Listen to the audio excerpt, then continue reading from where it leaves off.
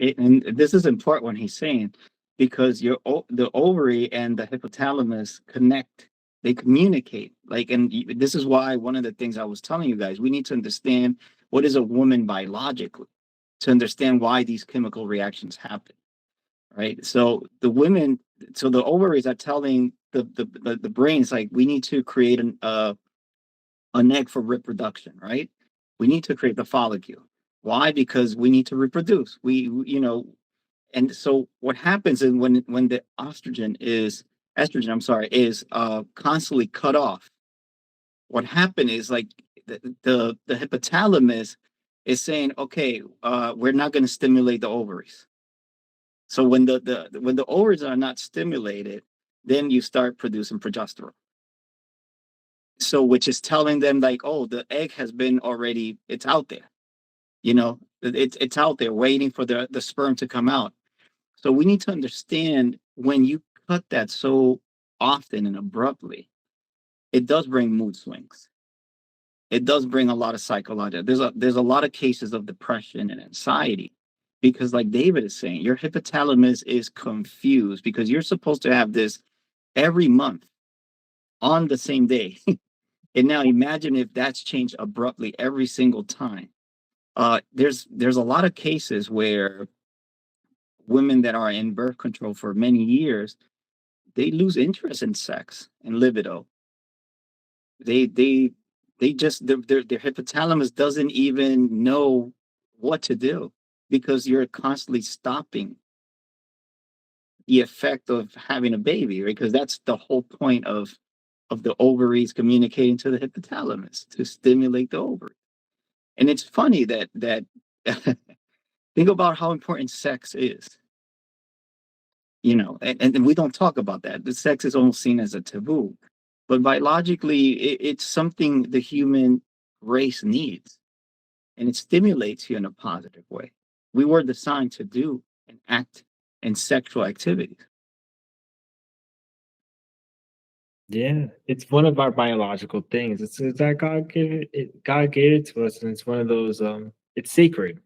It's sacred. It's very sacred in that sense, and that's why you feel such a great high there from it too, right? And it's that sacred act, connecting with it. But with that, it does come a lot of responsibility, man. That's why we're talking about it today, because we try to devalue the sacredness of the action with the contraceptive methods. Yeah, And I agree with that. I think so. There are 4 seasons in nature, right? And a woman has 4 cycles. And so her body is naturally preparing and anticipating, like fertilization of an egg. And then the body's preparing for a baby. And then, the body sees there's no baby. So then it releases the lining. And this is a cycle that continues to go on throughout the months.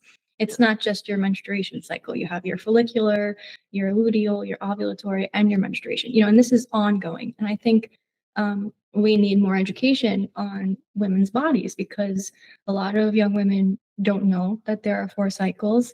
I think sex ed is promoted a lot, and what is in sex ed? It's not about what a male body function is to do, and it doesn't focus on what a woman's body is made to do.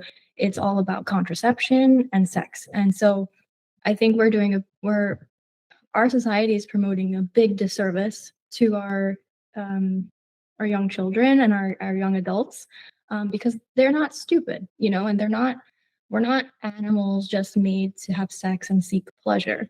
I think with the promotion of contraception and birth control, there's been a dissolution of what it was made for. Sex is for reproducing, it's for reproduction, and it's also for relationships. So like you guys were just saying, yes, you have these intense chemical releases in your body that are made for bonding with that person, right, that you are having sex with.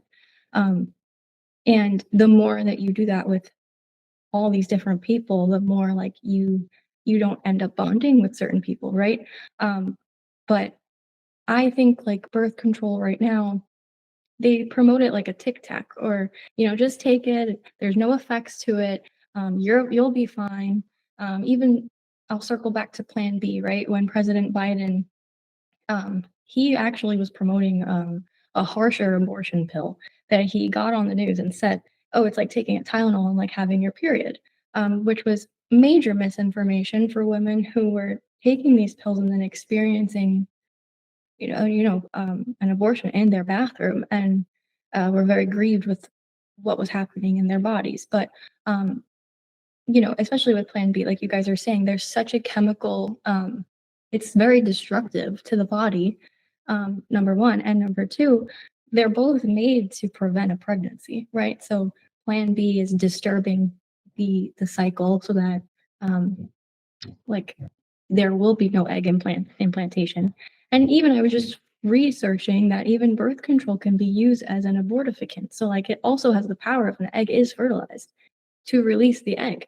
Um, and it's just mind blowing to me, and it gets me so frustrated because, um, the human body is not seen as sacred anymore. It's almost like, okay, like like men have beautiful virtues where they are protectors, they're providers. I think men are very noble, but what society has done is kind of like torn them down to just kind of like to like extract from women, or to just extract and expect sex from women, right?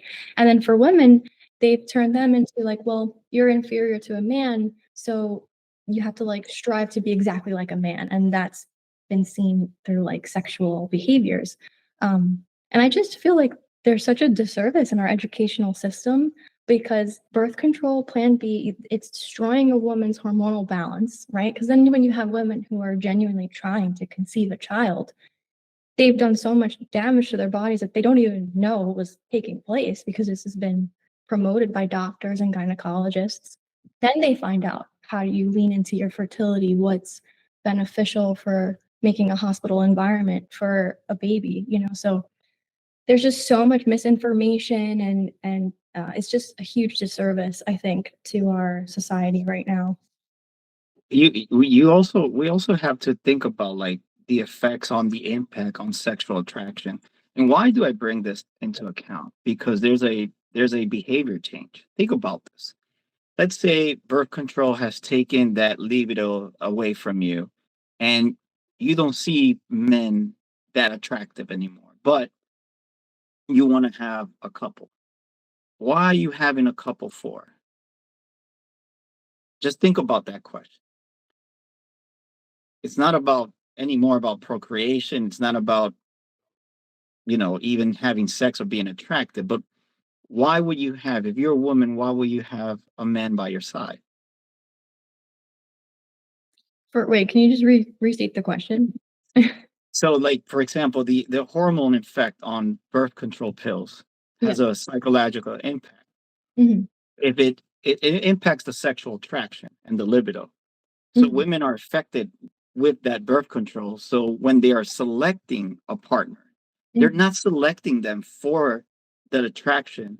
They're not selecting them for the attraction, the libido, the that they like them. Now they're going more into being okay. And he provides security, and that's a common psychological right. If you're not picking from that, you got to pick from something else. Well, that's so interesting. That's so interesting. Yeah. Like, I feel like when you combine sex in a relationship, right? Because of the bonding happening, right? There's your endorphins are kicking in. There's another chemical that kicks in, and I feel like it kind of like puts on these rose-colored glasses where you're kind of like you're not awake to the reality of the relationship. Like if there are red flags in your relationship, it's kind of like, oh well, let's just have sex because that'll mask the problems, and then it's almost like a perpetual cycle, right? Like so sex can mask, I think, in my opinion, can mask real problems in your relationship. Um, which like right, we're talking about a contraceptive. So women are having sex with their partners, with their boyfriends. Um, so I think they are prioritizing sex over. That's so funny you asked that question because I think they're prioritizing sex over whether or not he can provide a stable household, or can he be a good father, or what happens if we experience like hardship together? How do we get through those problems together? I feel like pleasure is kind of ranked as number one in trying to find a spouse, and that's why the divorce rates are so high, because as soon as we fall out of that honeymoon phase, it's like, oh, you can't give to me what I need, like I'm out of here. So that was interesting. That made me think. I feel like we have an opposite take on that. Oh no, I agree, but what you're saying is that, but there's a psychological effect because of the pill, the birth control pill. It makes women not be too attractive to the male partner. It Mm, inhibits that. It takes away the sexual attraction. And because of these hormonal change, I'm not saying everyone, but there's been studies where when you take away the birth control pills from a woman, mhm, they actually start to like men with more masculine features. And mm, that's the funny thing. That's what I'm saying. When they're on the pill, because they don't have that sexual attraction, they're looking for something outside of that testosterone that women seek. And what is the outside of that testosterone level that a man can give? mm, So it's a psychological effect. mm, And if you don't feel sexually attracted, that means you're not having healthy sex as a partner. That is even more scary because your libido is low. So you have a partner more for other reason than attraction, love, biological, necessities, et cetera, et cetera. That is what is staggering about the studies happening with birth control. And it's kind of scary because in these studies, we can see how women that have birth control are starting to like more of men with more of a soft look, more of that, having more of a feminist look. And David, I don't know if David can explain the chemistry happening in the body. So I'm gonna. New York City.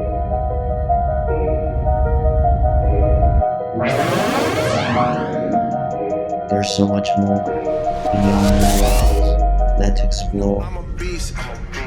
You know I'm a beast. Welcome to the feast. My whole team off the leash. We don't know defeat. Everybody eat. Hey, you know I'm a beast. You know I'm a beast. Welcome to the feast. My whole team off the leash. We don't know defeat. Everybody eat. Hey, you know I'm a beast. Can I run up the score, run up the board, breaking them all? Ay,